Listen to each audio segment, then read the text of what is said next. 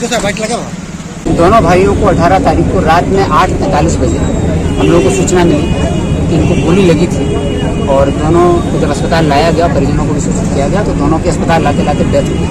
दोनों भाइयों की एक साथ डेथ हुई थी और ये लोग 2 मोटरसाइकिल से अपनी दुकान को बंद करके रात में करीब 9:45 बजे 9:30 से 10 के बीच में अपनी दुकान बंद करते थे और उसके बाद ये निकलते थे 10 बजे के आसपास अपने घर पहुँचते थे। यहाँ से लेके इनका घर है, ज़्यादा दूर नहीं, 5-10 मिनट का ही रास्ता है। मोटरसाइकिल से ये लोग अप डाउन करते थे। रास्ते में ही अपराधियों ने चोरवा पोखर के पास इनको ओवरटेक कर करके मोटरसाइकिल रुकवा के और जो बैग इनका था, जो बैग ये डेली लेके जाते थे, उसमें कुछ पैसा ये लोग रखते थे दिन भर की सेल का, वो पैसा बैग उनके पास नहीं था और इन दोनों की डेथ हो गई थी। बिना पश्चात अनुसंधान किया गया, FIR किया गया था और 2 SITs में बनाई गई थी, एक SDPO रोसड़ा के नेतृत्व में और एक SDPO सदर के नेतृत्व में।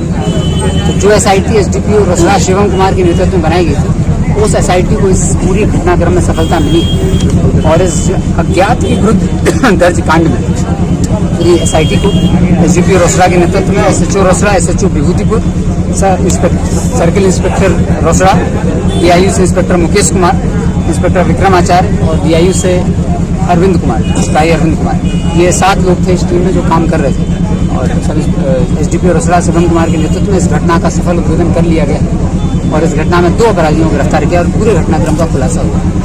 पहले भी इन दोनों भाइयों के साथ लूट की घटना हुई थी माह जून में। हम लोगों के इस जिला में आने से पहले हम लोगों ने 6 महीने तक का लक्ष्य बनाया था पुरानी घटनाओं के उद्भेदन का, लेकिन 7 माह पूर्व करीब जून 2022 में घटना हुई थी और उसके बाद अक्टूबर में एक और घटना इनके साथ हुई थी। उस घटना का उद्भेदन नहीं हो पाया था। तो उस घटना में हम लोगों ने जब देखा तो दोनों घटनाओं लूट की जो थी उनका उद्भेदन नहीं हुआ था, अपराधियों की गिरफ्तारी नहीं हुई थी। तो उस समय के जो तत्कालीन थाना प्रभारी थे रामाशीष कामती, उनकी प्रत्यक्ष लापरवाही इसमें सामने आई है, इसलिए उनको तत्काल प्रभाव से निलंबित कर दिया गया। इस घटना का फिर उद्भेदन के लिए टीम बनाई गई थी SDPO रोसड़ा के नेतृत्व में और ये टीम पूरी काम कर रही थी। नई टीम थी, SHO रोसड़ा भी इसमें कार्य कर रहे थे। इस टीम ने इसका उद्भेदन किया, 2 अपराधियों को इसने गिरफ्तार किया और पूरे घटनाक्रम को हम लोगों ने समझने का प्रयास किया। इस पूरी घटना में 5 अपराधी शामिल थे। ये गैंग जो है मिक्स गैंग था, बेगूसराय और समस्तीपुर का। 1 अपराधी इसमें रोसड़ा का है, 3 अपराधी चिड़िया बरियारपुर थाना बेगूसराय के हैं और 1 अपराधी इसमें 2 अपराधी रोसड़ा के हैं और 3 अपराधी बेगूसराय के चिड़िया बरियारपुर थाना के। ये सभी अपराधियों का आपराधिक इतिहास है। ये लोग लगातार लूट, छिनतई, स्वर्ण व्यवसायी से लूट, बैंक कर्मियों से लूट, इस तरह की घटनाओं को अंजाम देते हैं। इनमें से कुछ अपराधी कुछ समय पहले जेल से निकले हैं और जेल से निकलने के बाद ये टारगेट लगातार ढूंढ रहे थे कि घटना करेंगे। 11 अक्टूबर से 14 अक्टूबर तक ये पूरी टीम, करीब 7 लोगों की ये टीम थी जो गई थी दरभंगा। कमतौल थाना में ये लोग रुके थे, वहाँ पर अपना पूरा इन्होंने अड्डा बनाया हुआ था कमतौल थाना दरभंगा में। वहाँ से ये लोग मधुबनी जाते थे और मधुबनी में एक स्वर्ण व्यवसायी के साथ लूटपाट की इनकी योजना थी। मधुबनी में इनका एक लोकल लाइनर था जिसकी भी हम लोगों को पहचान भी है। उसके माध्यम से लोग मधुबनी में एक स्वर्ण व्यवसायी को टारगेट कर रहे थे, उसके साथ लूटपाट, उसकी दुकान और घर एक ही जगह है, उसके साथ ये लूटपाट करने का प्लान बना रहे थे। जब ये मधुबनी गए तो मार्केट में भीड़ ज़्यादा थी, इसलिए इन लोगों ने दशहरा के बाद घटना करने का प्लान बनाया। लेकिन चूंकि दशहरा का मेला भी था तो इन लोगों का था कि इसी दौरान कोई घटना करनी है, तो दशहरा के पूर्व इन लोगों ने फिर चौराही बेगूसराय में जो चौराही जगह है वहाँ पर भी एक स्वर्ण व्यवसायी को टारगेट किया और 16 और 17 अक्टूबर को उस स्वर्ण व्यवसायी से लूटपाट करने की योजना बनी। लेकिन उस स्वर्ण व्यवसायी ने अपने आने जाने का समय और अपना जो सामान लाने का तरीका था उसमें लगातार बदलाव वो कर रहा था, जिस वजह से ये लोग चूक गए और 16 और 17 अक्टूबर को भी ये घटना नहीं कर पाए। तब ये लोग 17 अक्टूबर की रात में यहाँ पर आए रोसड़ा में। इनमें से एक जो इनका साथी है जो कि अभी घायल है, बेगूसराय में इसको गिरफ्तार किया गया है, अस्पताल में एडमिट है, वहीं पर पुलिस ने अपनी कस्टडी में लिया है इसको। उसकी कुछ अपराधियों से पहले से सांठगांठ थी, उन पुराने अपराधियों ने इनको इस घटना के और जो ये व्यवसायी थे इनके बारे में बताया था। जब उसने बताया था तो इन लोगों ने जब पहले दरभंगा का प्लान, मधुबनी का प्लान पोस्टपोन किया, फिर चौराही का प्लान पोस्टपोन किया। उसके बाद इन्होंने इन व्यवसायी को टारगेट किया और ये लोग 17 अक्टूबर को आए थे यहाँ। 17 अक्टूबर को शाम में इन लोगों का समय फिक्स था, 9:30 बजे दुकान बंद करके जाएंगे और ये लोग जा रहे थे घर की। उस दिन क्या हुआ था कि जो बैग था पैसे वाला वो आगे ड्राइव कर रहे थे, जो दोनों भाई अलग अलग मोटरसाइकिल से गए थे और आगे वाला जो गाड़ी थी उस पर बैग था, तो पीछे दूसरा भाई चल रहे थे जिनके पास बैग नहीं था। इसलिए उस दिन भी ये लोग घटना नहीं कर पाए, क्योंकि चाह रहे थे कि जो बैग है वो पीछे रहे, पीछे के पीछे लूट करके निकल जाए। तो 17 को भी ये लोग घटना करने में सफल नहीं हो पाए। फिर 18 को पुनः ये लोग आए और 18 को करीब 6:30 बजे ये लोग नंदन चौक है यहाँ पर, वहाँ पहुँच गए थे और इन लोगों ने रेकी की। रेकी करने के बाद 9:30 बजे जब दुकान बंद की, ये लोग घटना स्थल पर 3 अपराधी आए थे, लेकिन इस पूरी घटना में 5 अपराधी शामिल थे। दरभंगा जिला में 2020 में एक बड़ी सोने की लूट की, जिसमें रविंदर सैनी नाम का अपराधी है, जो इस घटना को प्रत्यक्ष और अप्रत्यक्ष दोनों तरीके से सपोर्ट कर रहा था। साथ ही रोसड़ा थाना के बटहा जगह पर रहने वाला मनीष कुमार उर्फ मनिया, यह अपराधी भी इस घटना में शामिल है। और मनीष महतो जो कि चिरिया बरियारपुर का रहने वाला है, ये गिरफ्तार है। अमित कुमार जो चिरिया बरियारपुर का रहने वाला है, ये भी इस घटना में शामिल है। और रोहित कुमार तथा लक्ष्मी महतो सकरौली चिरिया बरियारपुर का, ये अपराधी शामिल है। 3 अपराधी आए थे, रोहित, मनीष महतो और मनीष कुमार उर्फ मनिया, 3 अपराधी घटना में आए थे।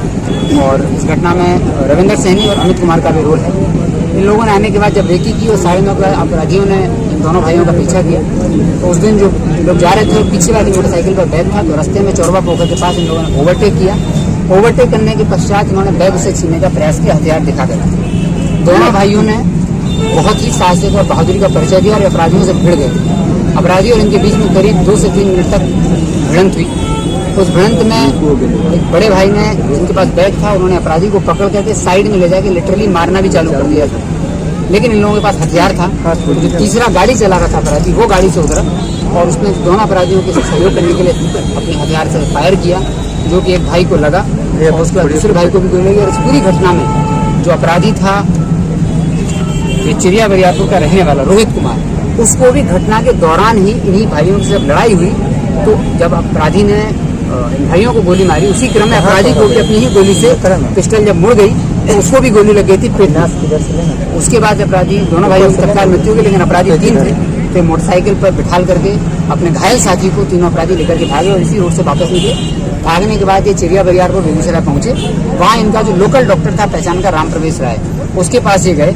राम प्रवेश राय ने इनको देखा, ऑब्जर्व किया, प्रिलिमिनरी ट्रीटमेंट किया और उसके बाद बेगूसराय के पार्थ सिंघौल ओपी अंतर्गत पार्थ हॉस्पिटल है, वहाँ पे ले जाके इन लोगों ने उसको एडमिट भी कराया और उसकी सूचना भी कहीं नहीं दी थी। एडमिट कराया, उसका इलाज चालू किया और उसके बाद ये अपराधी भाग गए। जो कपड़े वगैरह पहने हुए थे उन्होंने उसको जलाया और जो बैग वगैरह था, जो एविडेंस था, उसको जलाने का इन लोगों ने प्रयास किया। फिर हम लोगों को इन घटना स्थल पर कुछ ऐसा साक्ष्य मिला था जिससे अपराधी की पहचान हुई थी, मनीष महतो की। पहचान के बाद मनीष महतो को गिरफ्तार कर लिया गया है और साथ ही जो हॉस्पिटल में इनका अपराधी साथी है, उसको भी हॉस्पिटल में हम लोगों ने अपनी कस्टडी में ले लिया। 3 अपराधी इसमें और बचे हुए हैं, जिनकी गिरफ्तारी के लिए छापेमारी टीम कर रही है। इसमें मुख्य अपराधी मनिया और रविंदर सैनी और अमित कुमार हैं। 2 अपराधी इसमें गिरफ्तार हो गए हैं। इन लोगों के पास से घटना में जो प्रयुक्त देसी पिस्टल था वो बरामद है। घटना में जो ब्लू अपाचे मोटरसाइकिल से आए थे, विक्टिम की दुकान पर एक कैमरा लगा हुआ, यहीं से दिखता है लोग जाते हुए, वो ब्लू अपाचे मोटरसाइकिल बरामद कर ली गई है। काला हेलमेट पहनकर आएगी तो वो बरामद किया गया है। दोनों जो भाई मृतक थे, उनके कपड़ों पर मारपीट एवं गोलीबारी के क्रम में अभियुक्त, जो घायल अभियुक्त था, उसका ब्लड सैंपल भी आया हुआ है, तो उसकी भी FSL जांच होगी। और घटना के समय जो मनीष महतो पकड़ाया हुआ है, उसके पास जो पैंट पहना हुआ था, जिस पर कुछ बायोलॉजिकल सैंपल भी हैं, वो सीज्ड किया गया है। घटना स्थल से अपराधियों का जो कैप था और जो माला थी, जो कि वो लगातार इस्तेमाल करते हैं, वो भी बरामद की गई है। और जो डॉक्टर जिनके यहाँ ट्रीटमेंट किया गया है, उन डॉक्टर का भी स्टेटमेंट लिया गया है। और जहाँ अस्पताल में जहाँ एडमिट कराया गया है, उस अस्पताल का CCTV फुटेज पूरी तरह स्पष्ट कर रहा है कि घायल व्यक्ति आता है, तो उसके साथ में 2 और अपराधी हैं। उस CCTV फुटेज देखने से भी स्पष्ट होता है कि दोनों अपराधी हैं। तो तीनों अपराधी घटना के बाद अस्पताल जाते हैं और अस्पताल के बाद ये लोग उसको एडमिट कराते हैं। वहाँ से लोग भागते हैं, फिर पैसा डंप करने का और हथियार को डंप करने का प्लान बनाते हैं। तो इस पूरी घटना की प्लानिंग चिरिया बरियारपुर में हुई। रविंदर सैनी, मनिया, मनीष महतो और अमित कुमार और विजय कुमार, इन 5 ने मिलकर के इसी प्लानिंग की। एग्जीक्यूट 3 लोगों ने किया, रोहित कुमार एग्जीक्यूट 3 लोगों ने किया।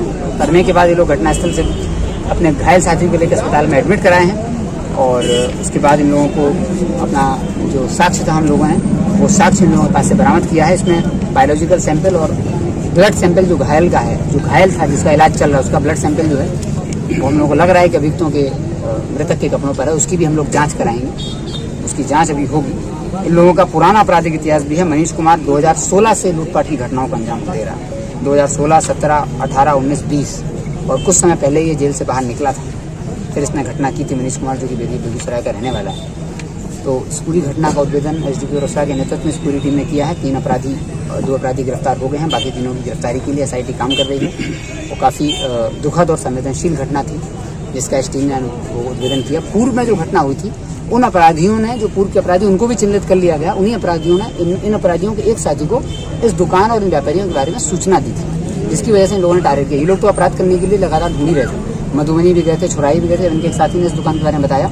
इनका अंदाज था कि यहाँ पे 4 से 5 लाख रुपए हो सकते हैं। उस दिन करीब 1.5 से 2 लाख रुपए इन लोगों को उनके बैग में मिले थे, जिन्होंने आपसी बंटवारा कर लिया गया। लेकिन बाकी जो अपराधी हैं उनके पास से वो पैसा बरामद हो गया, उसकी भी छापेमारी कर रही है। पूर्व की घटना में जो लापरवाही थी उसमें तत्कालीन थानाध्यक्ष पर कार्रवाई की गई है। वर्तमान थानाध्यक्ष को टारगेट दिया गया था और डीएसपी साहब को भी इस घटना का उद्भेदन करें।